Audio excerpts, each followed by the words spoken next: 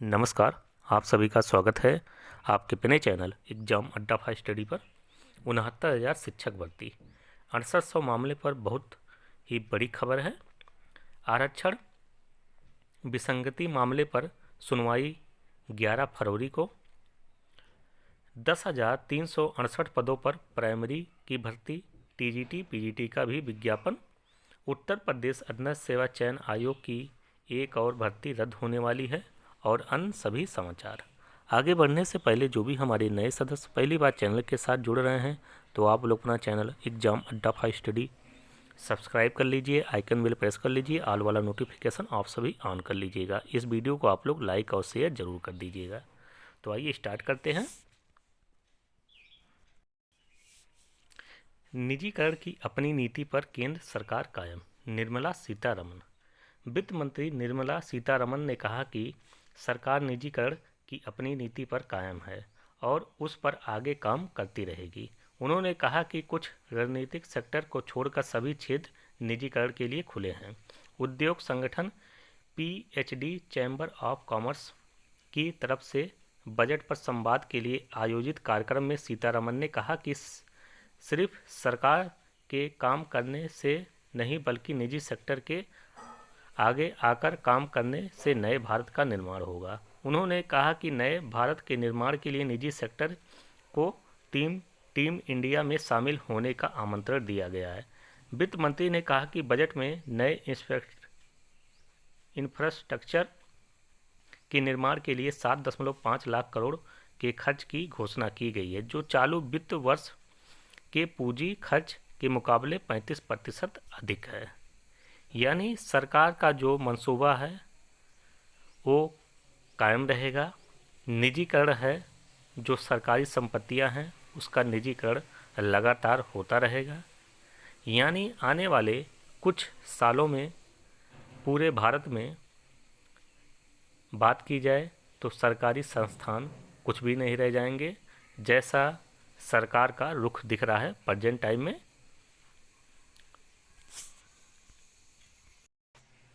केंद्रीय विद्यालयों में 10,368 पद खाली।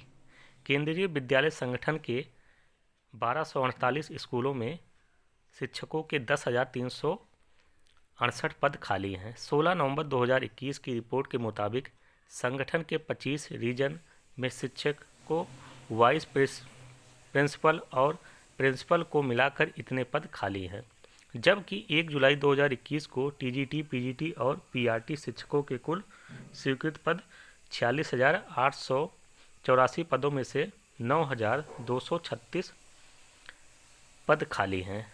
19.69% या 20% खाली थे। उस समय 37,648 शिक्षक कार्यरत थे। वहीं 1 दिसंबर 2020 तक शिक्षकों के कुल स्वीकृत पद 46,328 पदों के सापेक्ष 7,470 पद 16.12% खाली थे। साफ है कि केंद्रीय विद्यालयों में शिक्षकों के रिक्त पदों की संख्या लगातार बढ़ती जा रही है। हालांकि इस दौरान कुछ नए केंद्रीय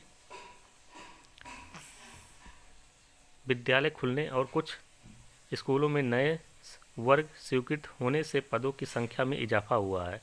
केंद्रीय विद्यालय संगठन के 25 रीजन में सबसे अधिक 1227 पद चेन्नई रीजन में खाली हैं। हैदराबाद रीजन में 1182, बेंगलुरु में 927, कोलकाता में 888, भुवनेश्वर में 781 पद और बनारस रीजन में 122, जबकि आगरा रीजन में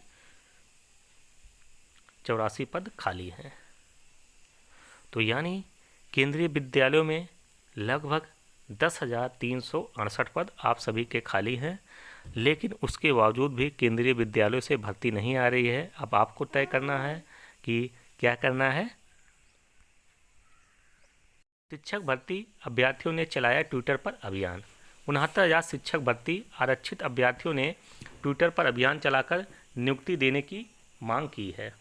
अभ्यर्थियों ने बताया कि 2018 में निकली 69,000 शिक्षक भर्ती 2 साल से मुकदमों की मार झेलती रही है। काउंसिल प्रक्रिया शुरू होते ही आरक्षण घोटाले की भेंट चढ़ गई। पिछड़े वर्ग के अभ्यर्थी इसके विरोध में 22 जून 2021 से इको गार्डन में धरना देने का काम शुरू किया। आचार संहिता लागू होने से होने से तक 200 से अधिक दिन तक चलता रहा। इस मामले का संज्ञान लेते हुए मुख्यमंत्री ने मामले को त्वरित निस्तारण करने का निर्देश भी दिया।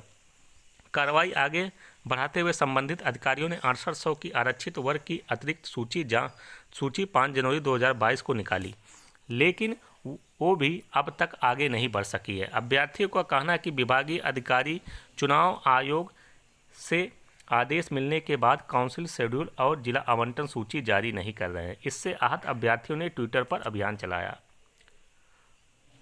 साथियों, हम आपसे कहना चाहते हैं कि जो वर्तमान की सरकार है या उसके जो अधिकारी हैं वो खुद नहीं चाहते हैं कि ये भर्ती प्रक्रिया कंप्लीट हो, यानी 6800 भाइयों के घर में दीपक जले, क्योंकि सरकार जो है, वर्तमान की जो सरकार है, आरक्षण विरोधी सरकार है और जो इनके अधिकारी हैं वो भी आरक्षण विरोधी हैं।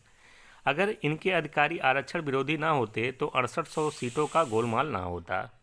तो सब मिलाकर यही है, आप लोगों के साथ में गेम खेला जा रहा है। अब आपको सचेत होना पड़ेगा, एक समय डिसाइड कीजिए, उसके बाद हल्ला बोल हो जाए, क्योंकि अगर आप लोग घर में चुपचाप बैठे रहेंगे तो 6800 जो सीटें आप सभी को मिली हैं वो आपके जो सरकार है उसके द्वारा भी छीन लिए जाएंगे, क्योंकि मामला कोर्ट में है। कोर्ट में, इस कोर्ट में, उस कोर्ट में, इस कोर्ट में, उस कोर्ट में चलता रहेगा और आपके हाथ में कुछ भी नहीं आएंगे।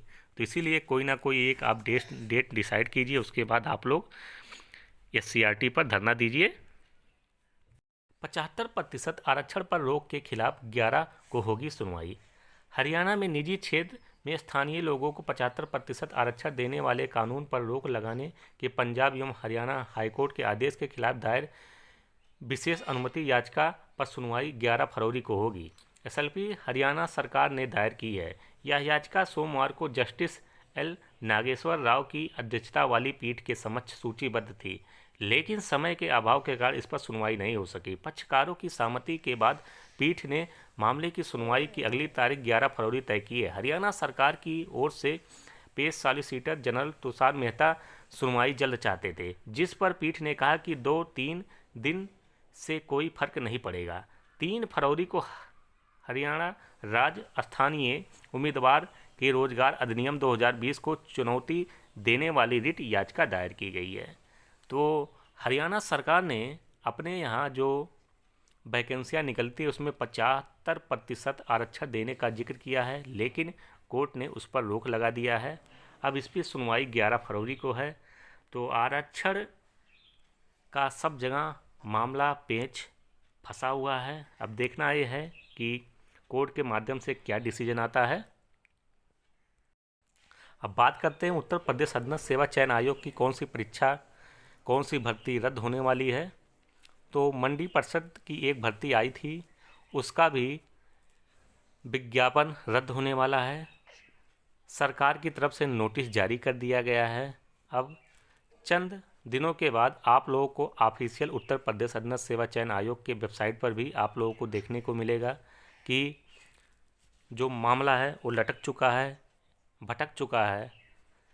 जिस प्रकार से आप लोगों ने देखा होगा वीडियो का एग्ज़ाम भी कैंसिल हो चुका है, इधर आपका मंडी परिषद का भी एग्ज़ाम कैंसिल होने वाला है। तो ये थी महत्वपूर्ण अपडेट। ऐसे जानकारी के साथ इस चैनल के साथ जुड़िए और इस वीडियो को आप लोग अधिक से अधिक शेयर कर दीजिएगा, जितने भी आप लोग के एजुकेशन ग्रुप हैं। अंत तक जुड़े रहने के लिए हमारे सभी